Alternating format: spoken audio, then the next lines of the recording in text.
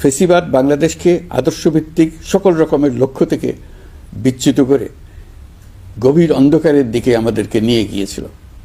আমরা আবার প্রিয় বাংলাদেশকে সাম্য, মানবিক মর্যাদা ও ন্যায় বিচারের পথে ফেরাবার লক্ষ্যে কাজ করছি।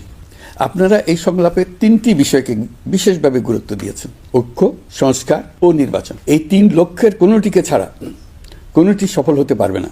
ঐক্যবিহীন সংস্কার কিংবা সংস্কারবিহীন নির্বাচন বাংলাদেশকে এগিয়ে নিতে পারবে না। অর্ধ শতাব্দী অতিক্রম করে আমরা এক ঐতিহাসিক আত্মত্যাগের বিনিময়ে এক অপূর্ব সুযোগের মুহূর্ত সৃষ্টি করেছি। এই সুযোগ যদি আমরা গ্রহণ করতে অনিচ্ছুক হই কিংবা অপারগ হই, তাহলে বাংলাদেশের ভবিষ্যতের কোনো প্রজন্ম আমাদের ক্ষমা করবে না। আজকের সংলাপের মূল লক্ষ্য হলো সবার পক্ষ থেকে সর্বোচ্চ কণ্ঠে ঘোষণা দেওয়া যে আমরা এই সুযোগ কিছুতেই হাতছাড়া হতে দেব না। আমরা একতাবদ্ধভাবে এই সুযোগের প্রতিটি মুহূর্ত সর্বোত্তম কাজে লাগাব। সংস্কারের যে মহান দায়িত্ব ঐতিহাসিক কারণে আমাদের কাছে এসে গেছে, এই দায়িত্ব আমাদের প্রত্যেককে, প্রতি নাগরিককে, রাজনৈতিক দলকে, প্রতিটি সামাজিক, অর্থনৈতিক, ব্যবসায়িক এবং ধর্মীয় জনগোষ্ঠীর প্রত্যেককে দৃঢ়তার সঙ্গে সংস্কারের মহাযজ্ঞে আনন্দের সঙ্গে ঝাঁপিয়ে পড়তে হবে। আজকে আপনাদের সংলাপে ঘোষণা দিন কে কিভাবে এই মহাগৌরবের দায়িত্ব পালন করবেন। সংস্কার ও নির্বাচনের প্রস্তুতি একই সঙ্গে চলতে থাকবে। নির্বাচনের প্রস্তুতির কাজ মূলত নির্বাচন কমিশনের। নাগরিকদের নির্বাচনের তারিখ না পাওয়া পর্যন্ত এই প্রক্রিয়ায় সময় দিতে হয় না। কিন্তু সংস্কারের কাজে সকল নাগরিককে অংশগ্রহণ করতে হবে। যারা ভোটার তারা তো অংশগ্রহণ করবেনই, তার সঙ্গে যারা ভবিষ্যতে ভোটার হবেন তারাও সর্বাত্মকভাবে সংস্কারের কাজে নিজেদেরকে নিয়োজিত করুন। সংস্কারের কাজটা নাগরিকদের জন্য সহজ করতে আমরা 15টি সংস্কার কমিশন গঠন করে দিয়েছিলাম।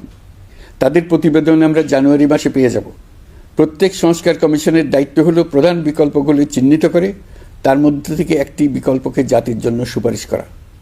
যার যার ক্ষেত্রে সংস্কারের মাধ্যমে ভবিষ্যৎ কিভাবে রচিত হবে তা বিভিন্ন পক্ষের মতামত নিয়ে সুপারিশমালা তৈরি করে দেওয়া, নাগরিকের পক্ষে মতামত স্থির করা সহজ করে দেওয়া। তবে কমিশনের প্রতিবেদনে সুপারিশ করলেই আপনাকে তা মেনে নিতে হবে এমন কোনো কথা নেই। এই জন্য সর্বশেষ পর্যায়ে জাতীয় ঐকমত্য গঠন কমিশন গঠন করা হয়েছে। তারুণ্য তাকে শক্তি যোগায়, তথ্য প্রযুক্তির সঙ্গে তার গভীর সখ্যতা তাকে এই শক্তি যোগায়। তরুণরা সংখ্যায়ও বেশি। দেশের ভবিষ্যৎ নিয়ে তার আগ্রহী। নিজের ভবিষ্যৎ নিয়ে তার মতামত দেওয়ার জন্য আমি মনে করি ভোটার হওয়ার বয়স 17 বছর নির্ধারিত হওয়া উচিত। নির্বাচন সংস্কার কমিশন কী সুপারিশ করবেন তা আমার জানা নেই, কিন্তু দেশের বেশিরভাগ মানুষ যদি কমিশনের সুপারিশ করা বয়স পছন্দ করে, ঐকমত্যে পৌঁছার জন্য আমি তা মেনে নেব।